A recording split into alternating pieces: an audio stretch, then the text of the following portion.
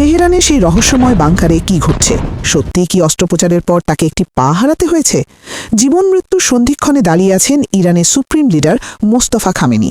গত ২৮ ফেব্রুয়ারি মার্কিন ইসরায়েলি হামলার পর থেকে তিনি কোথায়? কেন তিনি জনগণের সামনে আসছেন না? এই প্রশ্নই এখন কাঁপিয়ে দিচ্ছে পুরো বিশ্বকে।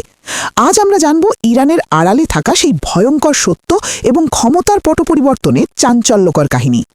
দর্শক, পশ্চিমা গণমাধ্যম এবং নিউ ইয়র্ক টাইমসের রিপোর্ট অনুযায়ী সেই হামলায় মোস্তফা খামেনি কেবল আহতই হননি, তার দেহ রীতিমতো ক্ষতবিক্ষত হয়েছে।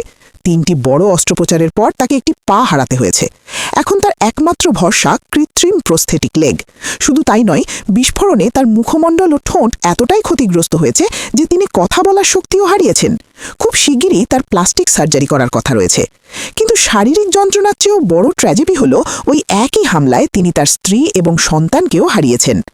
শারীরিক ও মানসিক এই চরম বিপর্যয়ের কারণে মোস্তফা খামেনি নিজেকে বিশ্ববাসীর কাছ থেকে আড়াল করে রেখেছেন। তিনি চান না তার এই দুর্বল ও ক্ষতবিক্ষত অবস্থা কেউ দেখুক।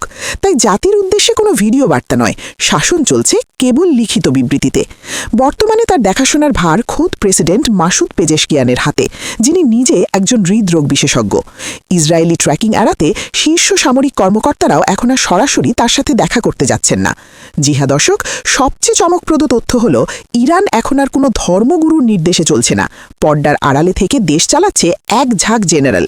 তারা এখন একটি বোর্ড অফ ডিরেক্টরসের মতো কাজ করছেন, যেখানে মোস্তফা খামেনি কেবল একজন নামমাত্র চেয়ারম্যান। নির্বাচিত সরকার এখন কার্যত ক্ষমতাহীন। প্রেসিডেন্ট ও তার ক্যাবিনেটকে রাখা হয়েছে শুধু দেশের ভেতর খাদ্য ও জ্বালানি সরবরাহ নিশ্চিত করার জন্য।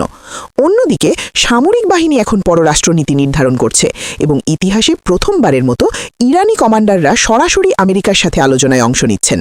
ইসরায়েল বা উপসাগরীয় দেশগুলোর ওপর হামলার পরিকল্পনা হোক কিংবা বিদেশের সাথে কূটনীতি, সবই এখন জেনারেলদের মুষ্টিতে। ইরান কি তবে চিরতরে ধর্মতাত্ত্বিক শাসন থেকে সামরিক শাসনের দিকে ঝুঁকে পড়ছে? মোস্তফা খামেনি কি আর কোনো দিন জনসম্মুখে ফিরতে পারবেন? আপনার মতামত কমেন্টে জানান।